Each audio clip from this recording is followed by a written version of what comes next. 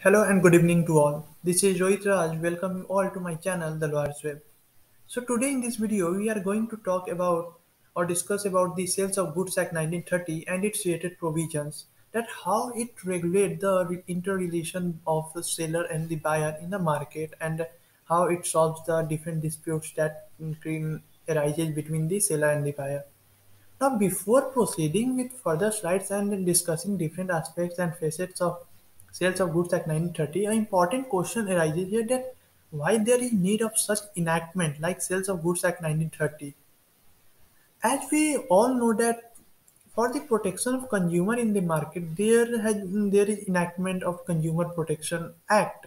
But for the protection of seller and for solving the dispute between the seller and the buyer, there is no such enactment. And for that particular purpose, Sales of Goods Act 1930 has been enacted. Now, let's proceed with the outline topic for today that we going to discuss further. The very first topic, that is sale of goods, meaning and formation. Essential of a contract of sale.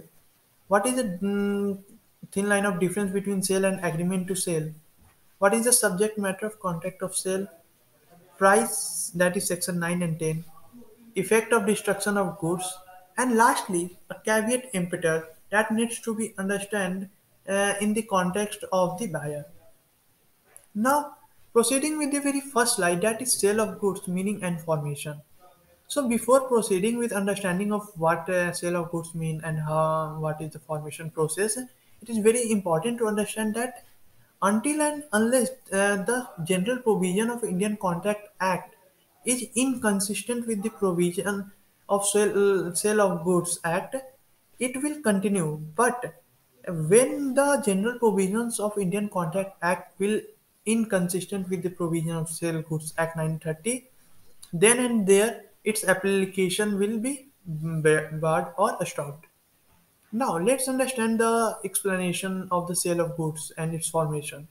So जो एक contract of sale of goods जो होता है वो एक contract होता है between two party like seller and the buyer, जहाँ पे जो सेलर होता है वो गुड्स ट्रांसफर करता है या गुड्स ट्रांसफर करने को एग्री होता है to the buyer in exchange for a price as that will be consider as a consideration.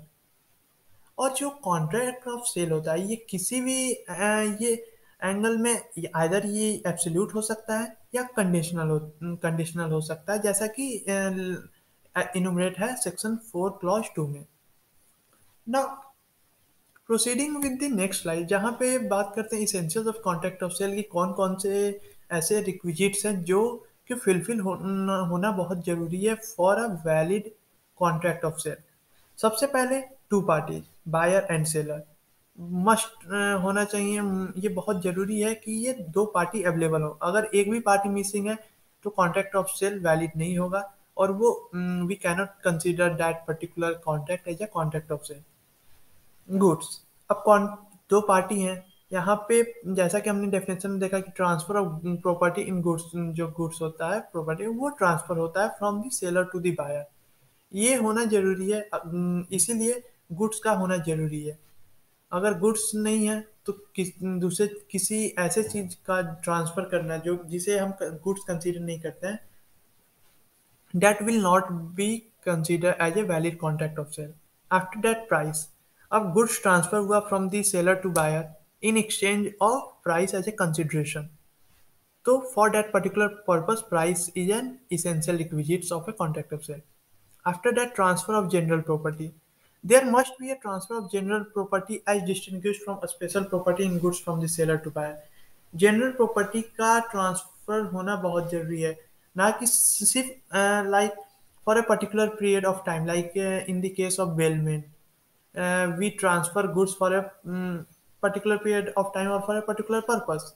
तो इसमें वैसा होना चाहिए, वो स्पेसिफिक प्रॉपर्टी होता है। जनरल प्रॉपर्टी का मतलब ही होता है ट्रांसफर ऑफ जनरल प्रॉपर्टी कि वहाँ पोजीशन और ओनरशिप दोनों ट्रांसफर होना चाहिए।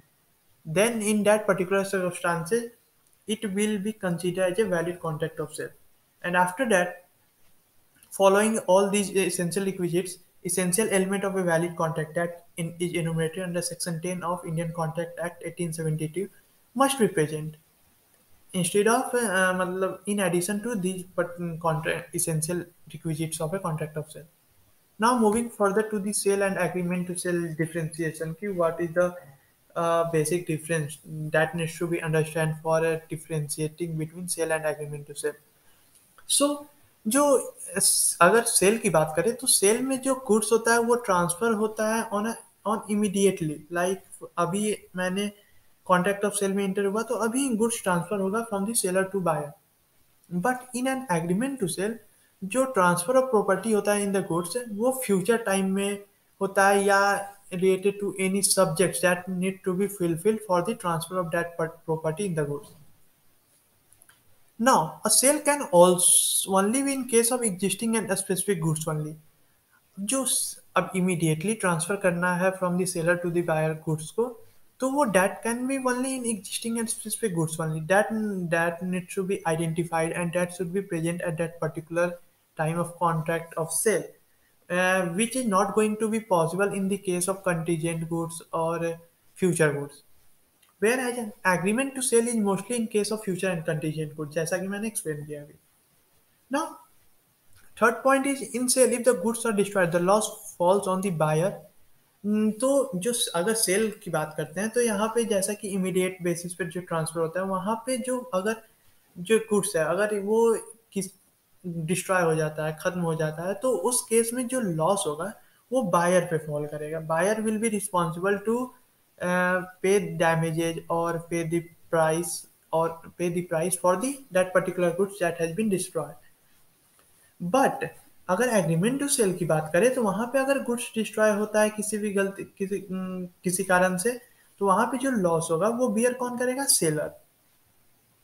क्योंकि अभी सिर्फ एग्रीमेंट हुआ है, गुड्स ट्रांसफर नहीं हुआ है and it's still in the position of the seller and has not been transfer to the buyer.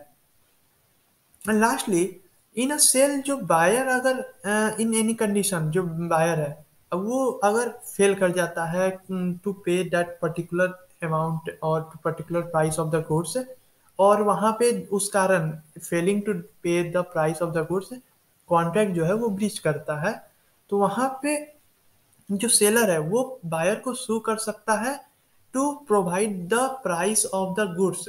Even अगर गुड्स नो मैटर कि गुड्स किसके पास है, अगर गुड्स सेलर के पोजीशन में ही अभी भी, लेकिन सेलर सू कर सकता है बायर को for paying the particular amount of the और particular price of the goods.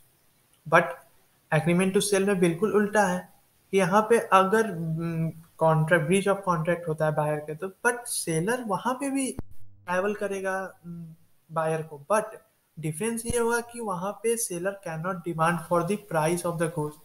Seller can only ask for the damages of that particular goods that has been destroyed.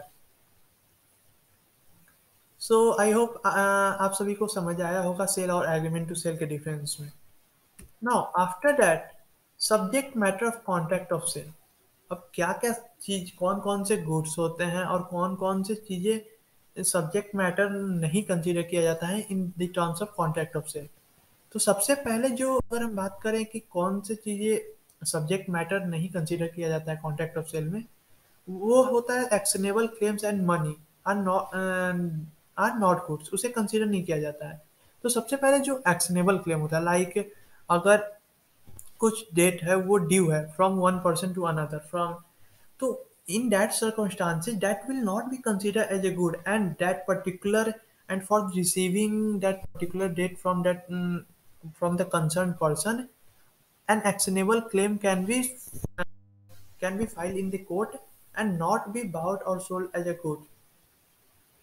And also in terms and in the same in that case of money cannot be considered as a good and cannot be bought or sold as a goods in terms of contract of sale. After that, if we talk about the classification of goods, classification of goods has been categorized in the form of existing goods or future goods or contingent goods. And further जो existing goods होते हैं, existing goods भी further classified है specific goods, ascertained goods and unascertained goods. Whereas second जो होते हैं future goods and contingent goods. ये सभी के बारे में हम फर्दर जानेंगे in the next slide. Understand about the existing goods. जो एग्जिस्टिंग गुड्स होते हैं वैसे गुड्स होते हैं जो कि at the time of the contract of cell between the buyer and the seller, जो गुड्स होता है वो ओन होता है या पोजेस्ड होता है by the seller. For that, because at the time of sale, that particular goods can be transferred or delivered immediately. Whereas if we talk about the specific goods, so ऐसे goods भी identified होते हैं and agreed किए जाते हैं by the both buyer and the seller at the time of contract of sale.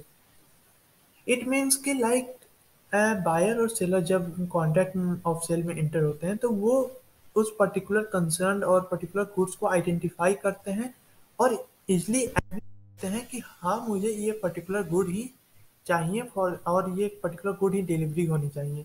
Like for the example specified watch, specified dog, anything, any good that has been clearly specified और identified. Now, if we talk about the ascertain goods जो होते हैं कि those goods which are identified in accordance with the agreement after the contract of sale is made। ये goods जो होते हैं ये identified किए जाते हैं by the buyer at the time of after the contract of sale is made between the buyer and the seller।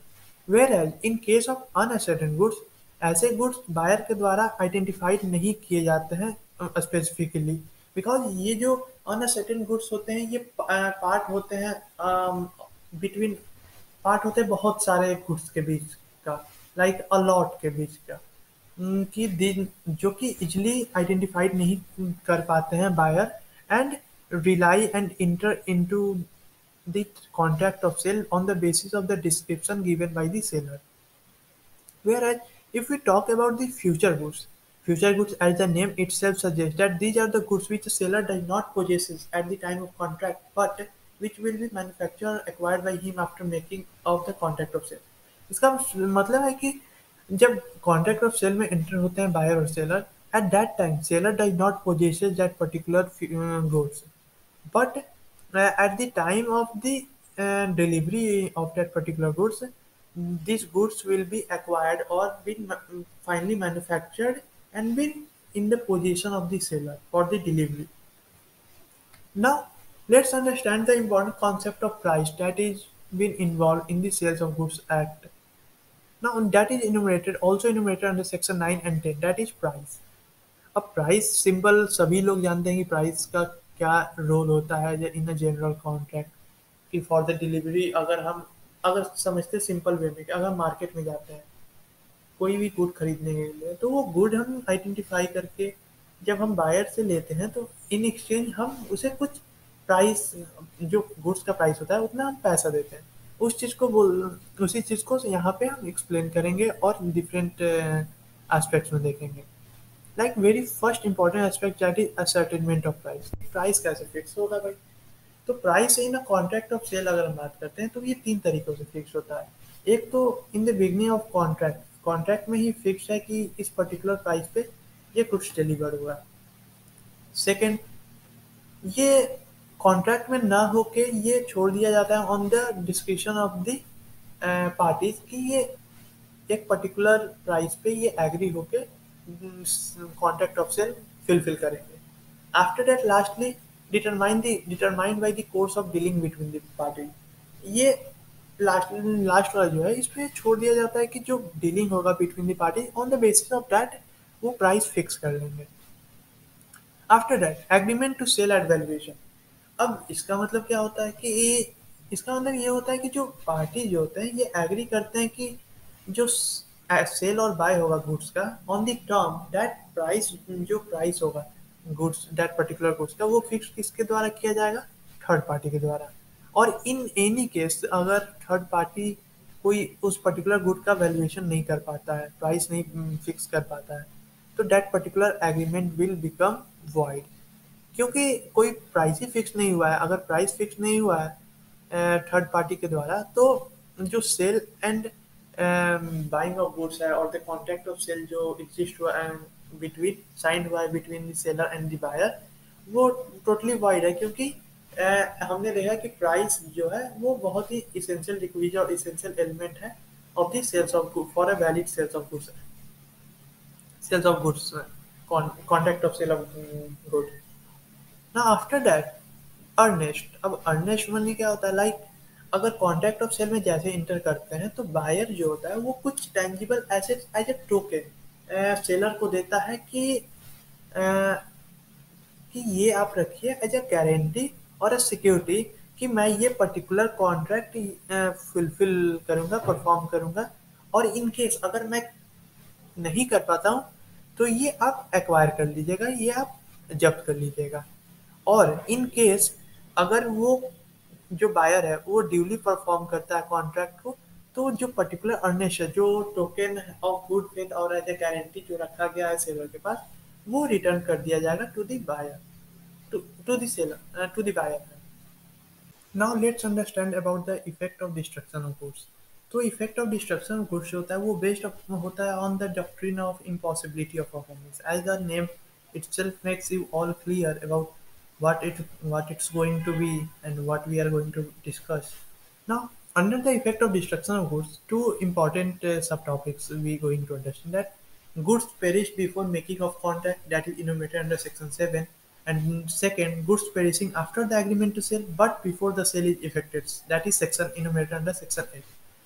अब goods perishing before making of contract की बात करें तो वैसे कॉन्ट्रैक्ट ऑफ सेल जहाँ वैसे अगर जहाँ पे कॉन्ट्रैक्ट ऑफ सेल में इंटर होते हैं बायर एंड सेलर, वो वाइड होता है जहाँ पे at the before making that particular contract, sale of contract between the buyer and the seller, जब गुड्स अगर डिस्ट्रॉय हो जाता है without the knowledge of the seller, तो वो जो पूरा कॉन्ट्रैक्ट होगा, सेल कॉन्ट्रैक्ट ऑफ सेल, वो वाइड होगा, क्योंकि as we all know that it is impossible to perform, impossibility, if we talk about the impossibility of the performance, it is impossible to perform that particular contract because if the contract that is going to happen on a particular goods, that particular goods has been already destroyed without the knowledge of the seller.